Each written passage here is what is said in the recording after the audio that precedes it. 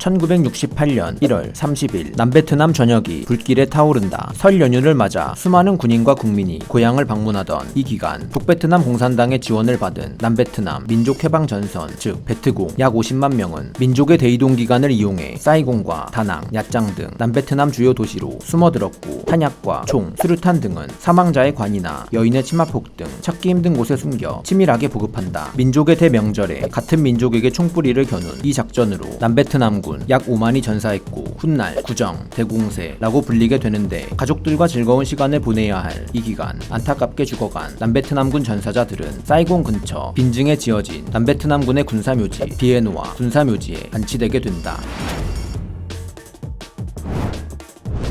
삼성과 LG를 비롯한 대한민국의 수많은 전자회사들이 베트남에 진출하기 약 10년 전 이 기회의 땅에 먼저 진출한 기업들이 있었으니 바로 저렴한 임금을 찾아온 의류 봉제 업체들이다. 이 기업들은 삼성의 핸드폰 공장이 위치한 북쪽의 하노이 인근이 아닌 남쪽 사이공시와 그 인근에 진출했는데 그중 한 지역이 오늘 영상에서 소개할 빈증이다. 하노이, 호치민, 다낭에 이어 베트남에서 네 번째로 외국인 투자를 많이 받는 지방으로 오늘날 빠른 도시화가 진행 중인 빈증은 50년 전 베트남 전쟁 기간에는 수많은 미군을 죽음으로 몰아간 악명 깊은 땅굴 구찌 터널이 있던 곳이며 라오스, 캄보디아를 돌아오는 호치민 루트를 사용한 북베트남 공산군이 사이공으로 진군하기 위해 반드시 지나가야 했던 전략적 요충지로 수많은 전투가 발생했던 곳인데 1965년 남베트남 정부는 공산주의자들과 싸우다 순국한 수많은 군인들을 기리기 위해 빈증성 남쪽 비에노아 지방에 비에노아 군사묘지를 짓는다. 약 3만 명의 전사자를 수용할 수 있는 부지와 우뚝 솟은 의용탑, 지친 군인이라는 별명의 기념 동상으로 구성된 이 비에노아 군사묘지는 남베트남 정부가 지은 묘지 중 가장 규모가 큰 묘지였다. 다들 아시다시피 남베트남군은 무능한 군대였다. 태생부터가 프랑스의 괴뢰국이던 식민지 베트남군을 계승한 군대였기에 남베트남군의 지도부는 애초부터 애국심이 투철한 조직이 아니었고 여기에 종교 지도자의 사병이나 지방군벌, 농민들의 자경단 등 공산당에 반대하는 여러 조직들을 억지로 한데 묶어놓은 섞이기 어려운 구조였다. 설상가상으로 이들을 한데 묶어 공산당에 맞서야 할 남베트남의 초대 총통 응오딘 지엠은 전형적인 망국의 지도자다운 한심한 모습만을 보여준다. 응오딘 지엠은 프랑스의 식민지배에 격렬하게 반대했던 독립운동가 출신으로 베트남의 국부 호치민이 라이벌로 의식해 납치하고 협력을 요청했지만 공산주의자와는 협력할 수 없다 라고 대답했을 정도로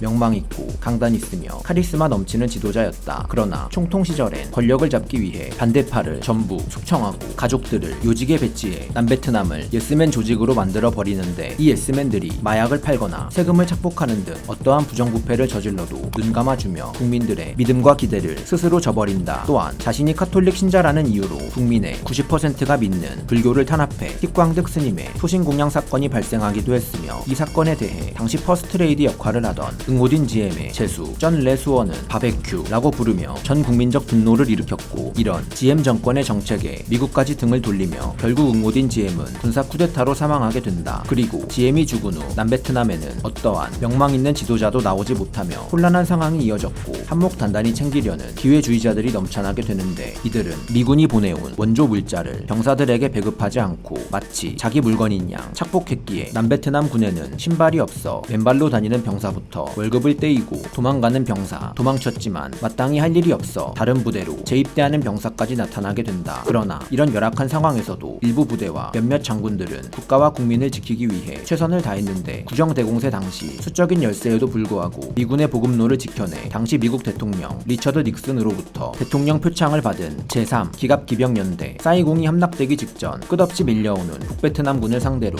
무려 10일 이상을 버텨내며 미국과 우리나라 국민들이 탈출할 귀중한 시간을 벌어준 제18사단과 레민다오 준장 수많은 전투에 참여했지만 조국의 패망에 결국 자결을 선택한 레 반응 준장 그리고 20년이 넘는 긴 전쟁 동안 죽어간 이름 모를 장병들까지 그렇게 수많은 전사자들로 인해 베트남 전쟁 막바지가 되자 비에노아 군사묘지에는 약 16,000명의 남베트남 사망자가 안치되게 되는데 1975년 사이공이 함락되고 남베트남이 패망하자 이 망국의 군사묘지는 적군인 북베트남의 손에 넘어가게 된다. 베트남을 통일한 북베트남 정부에게 이 묘지는 골칫거리 중 하나였는데 자신들에게 총을 겨누었던 적군의 묘지이니 없애버리자는 의견이 있었으나 그러기엔 막 점령한 남베트남 주민들의 민심이 걸렸고 또 묘지를 훼손하는 건 동서고금을 막론하고 꺼림칙한 일이었기에 결국 베트남 정부는 이 묘지를 마치 처음부터 존재하지 않았던 것처럼 사회와 격리한 후 방치하기로 결정한다. 그렇게 묘지의 상징이던 의용탑과 지친 군인 동상은 파괴되었고 묘지와 그 인근은 군사지역으로 설정되어 전사자의 가족들을 포함한 그 어떤 사람도 방문할 수 없었으며 묘지 관리의 책임을 맡은 북베트남군은 수풀이 자라고 비바람이 불어도 나몰라라 하며 서서히 묘지가 물리적으로도 사람들의 마음속에서도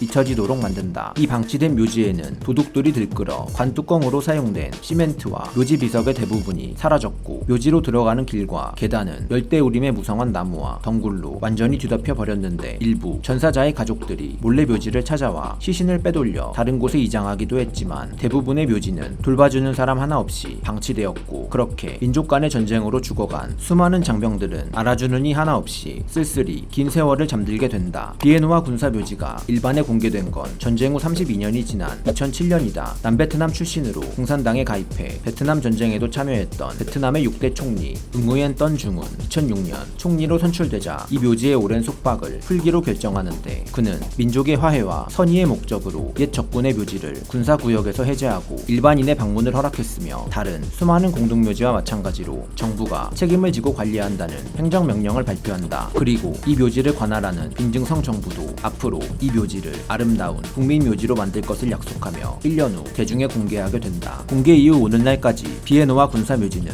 베트남 각계각층의 수많은 복원 노력에 힘입어 조금씩 묘지다운 모습을 찾아가고 있다. 30여 년간 방치된 총 16,000개의 무덤 중 6,000개의 무덤은 형체를 찾아볼 수 없을 정도로 파괴되어 복구가 불가능했지만 나머지 만여 개의 무덤은 유가족들의 노력과 빈증성 정부의 지원으로 모두 복원되어 새 무덤과 비석이 만들어졌고 의용탑은 국비로 재건되어 묘지의 상징으로 자리잡게 된다. 베트남 전쟁 이후 공산당을 피해 미국에 정착했던 재미 베트남인 모임 VAF는 매년 이곳을 방문해 행사를 개최하기도 한다. 오늘날 베트남에서는 베트남 전쟁을 구국, 항미 전쟁이라고 부른다. 즉 베트남 전쟁은 남과 북의 모든 베트남 국민들이 힘을 합쳐 미국의 침략으로부터 나라를 지켰던 방어 전쟁이라는 것이고 남베트남 정부는 미국에 의해 설립된 괴뢰 정부일 뿐이며 남베트남군 또한 괴뢰 정부가 미국에 협력하기 위해 만든 근본 없는 군대, 심하면 따이사이 즉 꼬봉이라고 불리기도 한다. 그들이 나라를 팔아먹기 위해 총을 잡은 것이 아니라 공산당에 반대했기에 먹고 살기 위해 아니 그럴 수밖에 없는 시대였기에 총을 잡았더라도 말이다. 민간에 공개됐지만 비에노와 군사묘지는